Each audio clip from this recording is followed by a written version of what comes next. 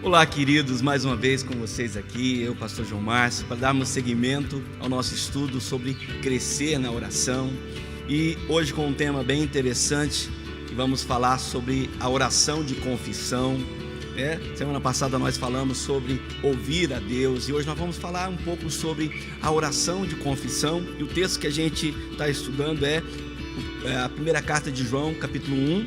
O texto que era para você memorizar era 1 João, capítulo 1, versículo 19.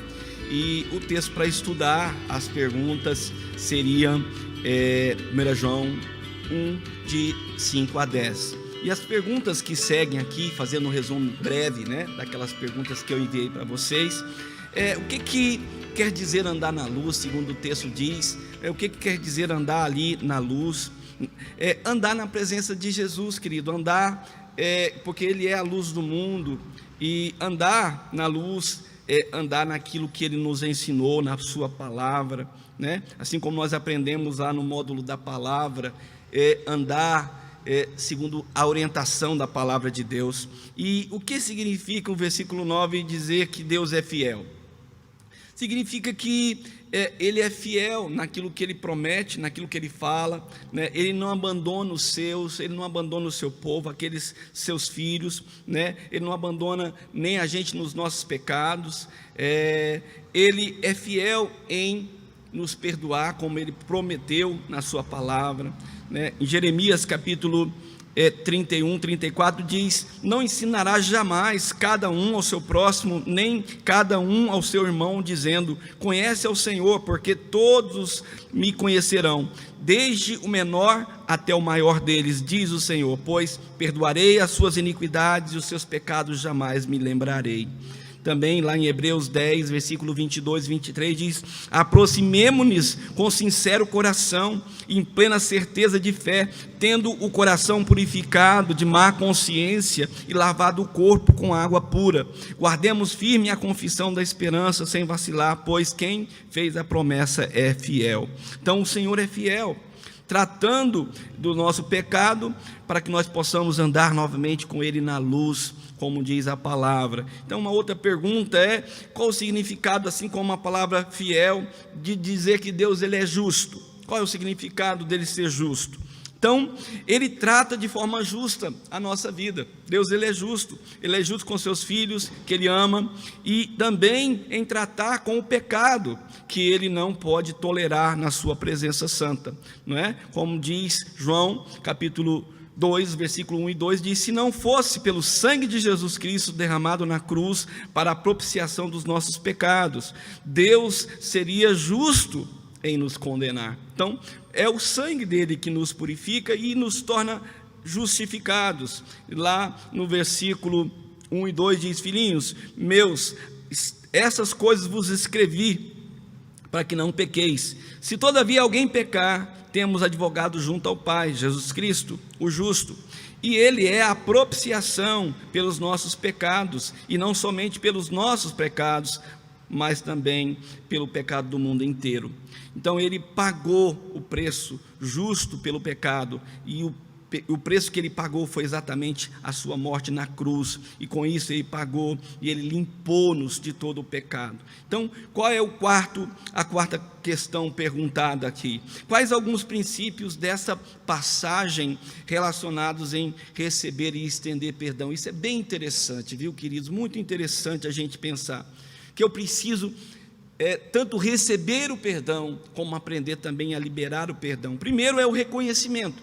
Então, é fundamental, quando a gente vai tratar a questão do erro, que haja o reconhecimento do erro. Como é que eu vou pedir perdão por algo se eu não reconheço que eu errei? Então, não faz sentido nenhum pedir perdão por algo que eu não tenha consciência que eu cometi. Então, a palavra confessar no versículo 9 quer dizer: eu concordo com Deus, eu concordo com Deus. Uma outra coisa é o arrependimento. Concordar com Deus quer dizer enxergar o pecado que Ele enxerga. Assim é fundamental, que o arrependimento aconteça na nossa vida. Não basta apenas confessar o nosso pecado de maneira verbal, mas é preciso haver uma atitude de arrependimento quanto a esse pecado. E pedir perdão Então, primeiro, eu preciso reconhecer, eu preciso arrepender e eu preciso pedir perdão também, né, de forma específica do nosso pecado, e não simplesmente pedir perdão sem pedir perdão, seja a Deus ou seja a outras pessoas. Se eu reconheço, então eu vou falar e eu vou pedir perdão. E a outra coisa é a liberdade. Uma vez que eu peço perdão, querido, uma vez que eu tenho pedido esse perdão, eu devo sentir uma liberdade total da culpa e desse pecado da minha vida. Jesus já me purificou. Então eu preciso entender, uma vez que eu pedi perdão, uma vez que eu me arrependi, eu confessei o meu pecado, então eu vou tomar posse da liberdade que eu tenho no Senhor. Eu não vou mais carregar sobre a minha vida esse pecado. Não é? É como que chegar diante de um tribunal, uma pessoa que era acusada por um determinado delito, e ele foi absolvido. Se ele foi absolvido diante da justiça e ele não tem mais condenação, então isso não existe mais. Então alguém fala, olha, tem uma situação, não, eu fui absolvido, eu já fui livre desse erro, eu não tenho mais nada sobre a minha vida, então eu vou andar em liberdade, eu agora sou livre daquele erro, ou daquele pecado que eu cometi. E a santidade também faz parte. Quando nós somos perdoados, voltamos a andar na luz, na santidade, integridade total. Ou seja, se eu tenho a liberdade, se eu já andei, se eu já confessei, então a santidade voltou, e agora eu vou andar na luz. Se outrora eu andava nas trevas, se outrora eu pecava, eu andava numa situação difícil, agora, uma vez arrependido, confessado, uma vez perdoado, eu estou agora com uma atitude totalmente diferente, e eu vou permanecer nessa atitude de santidade. Uma outra coisa sobre a minha atitude errada é a restituição. Uma coisa que a gente sempre aprende a respeito do erro, ou seja, sendo fiel e justo como Jesus foi.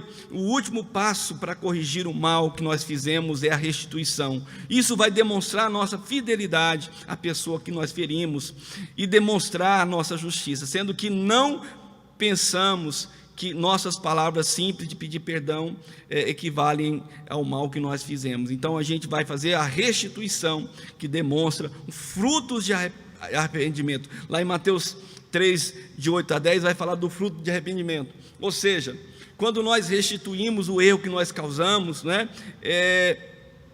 nós estamos reconhecendo que nós erramos, mas nós não ficamos somente na palavra. Então, assim como a gente vê um fato lá de Mateus, quando Zaqueu, quando ele recebe o perdão e ele fazia coisas erradas, ele defraudava as pessoas, então ele fala, eu decido devolver aquelas pessoas que eu roubei, que eu tirei. Então, isso é fazer restituição. Então a gente erra e a gente vai restituir aquelas pessoas que nós erramos. Então, uma outra coisa falando sobre a confissão, é que a confissão de pecados particular é necessária para que haja uma renúncia. É necessária sim, querido. Como nós vimos os itens A, B e C acima, a gente precisa. Não podemos simplesmente chegar numa oração de uma forma genérica e sem entender, porque quando a gente especifica, nós olhamos para o nosso erro, nós entendemos a dor que nós causamos. Então, quando você chega de uma forma genérica, Senhor, me perdoa por todos os pecados que eu cometi durante a semana, você não vai entender e não vai sentir na sua vida a dor que você causou, o que o seu erro de fato causou na vida de tantas pessoas. Então é importante você confessar de maneira particular realmente os seus pecados. Ponto 6 diz, essa passagem indica que Deus é justo, anda na luz, perdoa e é fiel. Em qual dessas 4 qualidades você é mais forte ou mais fraco? Essa é uma pergunta muito particular e eu desafio você, se você não fez esse exercício, que você faça, porque isso vai trazer muita resposta no seu dia a dia, vai trazer também crescimento para a sua vida, entender naquilo que você tem sido justo, ou quem sabe até mesmo injusto, porque o que é ser justo? Ser justo, querido, é ser uma pessoa que faz o certo, que se relacione de maneira correta com Deus ou com as pessoas, tendo andado na luz, andar em santidade, andar em integridade de vida. Se eu tenho perdoado os que me ofenderam, como é que eu tenho feito? Tenho tido misericórdia das pessoas, assim como Deus teve comigo, estendendo graça sobre a minha vida, né? Se eu sou fiel, tenho sido fiel, ou seja, mantido-me ao lado das pessoas, especialmente quando existe uma necessidade, quando elas caem ou tropeçam, ou seja, existe sempre essa necessidade, né, de fidelidade. Essa reflexão ela pode nos ajudar muito a avançar, a ter uma vida de oração cheia de vitória em nome de Jesus. Também nas tarefas que passamos, você deveria ter estudado o capítulo 8, né, do livro Jesus Ensina-nos a Orar, da Hope McDonald, e quero fazer um breve resumo desse capítulo, que vai falar sobre a importância da confissão, né? E confissão é ir à fonte do sangue de Jesus Cristo para nos lavar dos nossos pecados, né? Para que o nosso pecado seja lavado, ser limpo e perdoado.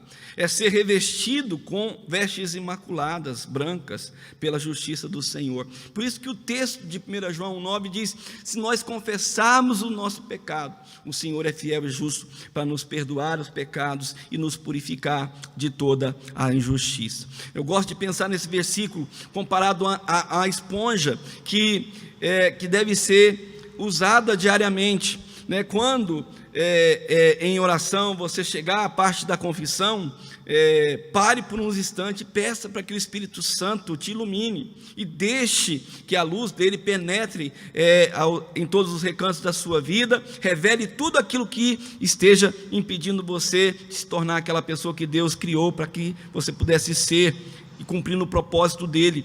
Faça com que a oração de Davi seja sua prece diária, que ele diz: sonda-me, ó Deus, e reconhece meu coração, prova-me e conhece os meus pensamentos, e vê se há em mim algum caminho mau, e guia pelo caminho eterno. Então, Salmos 139, 23 e 24. Então, quando a luz do Espírito Santo se revelar a nós e revelar um pecado para nós, seja bastante honesto para percebê-lo, reconhecer, confessar, pedir perdão, né? E peça a Deus que faça realmente sentir tristeza por esse pecado. Então, veja o pecado como pecado, reconheça esse pecado como pecado e confesse o pecado como pecado. Então, o resultado da confissão vai trazer 3 coisas maravilhosas na nossa vida. Primeiro, Jesus Cristo vai perdoar os nossos pecados. Se eu confessar, Jesus Cristo vai me perdoar, né? E se eu sou perdoado, eu sou livre de toda dívida, de toda culpa, né? De toda mancha. Tudo, a sujeira vai ser removida na minha vida. Então, a segunda coisa que vai acontecer quando eu confesso o meu pecado é que quando eu confesso o meu pecado, é que Jesus me conforta e dá a certeza do seu grande amor. E a terceira e última coisa é que Ele nos encoraja com palavras. Então o Senhor, Ele sempre vai trazer a palavra que nos alenta, né? A gente erra, querido, com certeza, somos seres humanos, cometemos pecados, somos pecadores, mas nós precisamos aprender o caminho da confissão, do arrependimento e dessa renovação no Senhor. E por fim, tem um devocional aqui e que eu queria fazer com você, tomando por base o Salmo 51. Depois, se você puder, dá uma lida nesse capítulo lá, Salmo 51, e acrescenta muito na nossa vida, e fala sobre a importância da confissão. Então a confissão, ela precisa ser genuína e profunda, precisa haver uma limpeza e honesta, e o fruto de um mover do Espírito Santo. A pessoa precisa reconhecer a diferença entre a graça barata,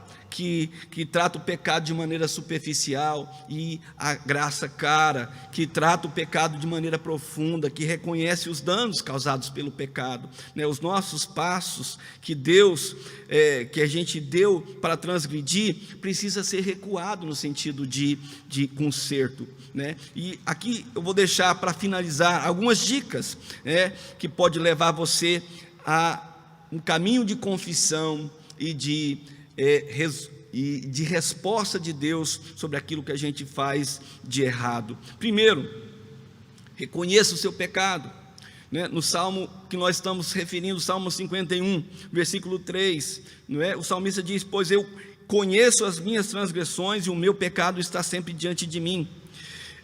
Não se deve seguir, querido, um caminho de negação. Às vezes algumas pessoas cometem erros e elas não admitem o erro, ela fica na negação o tempo todo, não admitindo. Então a primeira coisa que precisa haver, mesmo que eu não reconheça totalmente, ou que eu acho que está sendo exagerado aquilo que estão falando, mas eu preciso reconhecer o meu pecado. O primeiro ponto da confissão é o reconhecimento, é abrir mão de argumentos. Eu não vou ficar me justificando, não vou ficar falando de maneira a justificar. Eu vou reconhecer o meu pecado e eu vou buscar essa solução em Deus. Então, além de confessar, né, de reconhecer que nós pecamos, a gente precisa também de se arrepender. O arrependimento, segundo o que está na palavra de Deus, lá em Mateus 3, de 1 a 2, diz: naqueles dias apareceu João Batista pregando no deserto, na Judéia, e dizia: arrependei, porque está próximo o reino de Deus.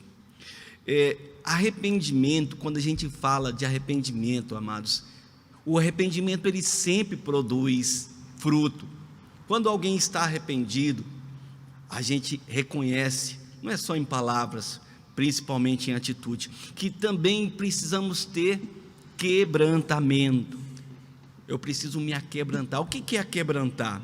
Isaías 57, versículo 15, diz: porque assim diz o alto, o sublime, que habita na eternidade, o qual tem um nome santo. Habito no lugar santo e alto, e habito também com os contritos e abatidos de espírito, porque para vivificar o espírito dos abatidos e vivificar o coração do contrito. Então, o quebrantamento é exatamente aquele sentimento que nós temos de reconhecer, de se quebrar diante de uma situação, de aceitar aquilo que foi feito de errado, de não ficar discutindo ou justificando. E confesse o seu pecado. E porque enquanto a gente não confessa, como diz o Salmos 32, versos de 3 a 4, o salmista diz: enquanto eu calei o meu pecado, envelheceram os meus ossos pelos meus constantes gemidos todo o dia, porque a tua mão pesava dia e noite sobre mim, e o meu vigor se tornou em sequidão e estio. E o próprio texto que nós decoramos, não é? Nessa semana, se confessarmos, João 1,8, né? 1 João 1,8, se nós confessarmos o nosso pecado, Ele é fiel e justo para perdoar o nosso pecado e nos purificar de toda injustiça. Uma outra coisa interessante para lidar com essa oração de confissão é assumir a nossa responsabilidade pelo erro, porque uma das dificuldades que a gente tem como ser humano é trazer para nós a responsabilidade. A gente está sempre procurando, não é, se justificar ou olhar na vida do outro alguma justificativa que nos alivie um pouco o nosso erro. Então, é trazer para nós, a responsabilidade do erro foi nosso e também a saída dele vai ser nossa. Então, faça restituição. Nós falamos já sobre isso lá um pouco atrás. Fazer a restituição tem a ver com o fruto do arrependimento. Então, quando nós decidimos, quando você vê um texto bem interessante lá, do próprio Mateus, né, que era o coletor de impostos, né, quando ele saiu ou o caso de Zaqueu, mais específico ainda, quando ele decidiu, ele se arrependeu do erro dele, ele decidiu fazer restituição para aquelas pessoas que ele tinha roubado. Então, produzir fruto digno de arrependimento, né, segundo Mateus 3, versículo 8 diz. E, principalmente, abandone o pecado de maneira radical. Então, o pecado não pode ser tratado de maneira superficial, porque ele é danoso, ele causa um mal terrível na nossa vida. Então não podemos tratar o pecado de maneira suave, de uma maneira superficial. O pecado precisa ser tratado de forma radical, ser extirpado de vez por toda da nossa vida. Amém? Então precisamos ser mais radicais quanto à questão do pecado, não quanto o pecador. A gente sempre diz isso, né? Deus ele abomina o pecado, mas ele ama o pecador, né? Jesus morreu na cruz para salvar. Não que a gente trate o pecado de maneira superficial. O pecado, ele é o alvo, ele precisa ser tratado mesmo. E a gente precisa agradecer a Deus pela graça que nós recebemos, né? Do perdão que foi oferecido para nós. E uma vez concluído todo esse processo de confissão, eu e você precisamos ter no nosso coração, querido, o sentimento de que esse assunto está resolvido. Eu não vou ficar voltando nisso, eu não vou ficar voltando novamente sobre esse assunto, porque eu já confessei, eu já me arrependi. Essa situação, ela já foi definitivamente resolvida, eu não vou ficar voltando nessa situação a todo momento. E por fim, eu preciso avaliar se após todo esse processo de confissão, de tratamento, eu vou precisar de um acompanhamento, porque às vezes eu vou precisar de um acompanhamento de uma liderança, de um pastor, de um líder, para me ajudar nesse processo pós-confissão. Então é importante isso também, porque sempre a gente tendo um companheiro, esse companheiro vai nos fortalecer naquilo que a gente precisa, e trazer um crescimento maior e uma luz sobre tudo aquilo que a gente está enfrentando também. Amém? É muito importante que tudo isso seja resolvido e que a liberdade volte à sua vida e que você possa crescer cada vez mais no Senhor, andando na luz. Amém? Então, as tarefas aqui para o próximo estudo, o próximo estudo que nós vamos ter, memorize Tiago, capítulo 1, versículo 5, estude Tiago, capítulo 1, os versículos de 2 a 8, e responda as perguntas que a gente vai passar para você. Estude o capítulo 9 do livro da Hope McDonald, né? Jesus ensina-nos a orar, e tente colocar alguma coisa em prática daquilo que você aprender nesse capítulo 9. Amém, querido? Então, que o Senhor te abençoe, que você entenda, né, que esse passo da oração da confissão faça parte da sua vida e que você alcance a liberdade no Senhor. Amém? Quero terminar orando pela sua vida, apresentando essa semana e clamando ao Senhor, para que o Senhor esteja sempre nos dirigindo em todas as coisas. Pai, nós agradecemos ao Senhor por mais esse estudo, pedimos ao Senhor que direcione todas as coisas, nos encaminhe, ó Deus, que essa questão da confissão, ó Pai, que haja mesmo resposta do Senhor, que não haja fuga, mas haja um acerto de contas, que nós possamos procurar o Senhor, que nós possamos confessar os nossos erros e que a gente possa andar em liberdade de vida, em nome de Jesus. Amém? Deus te abençoe, uma ótima semana e até a próxima.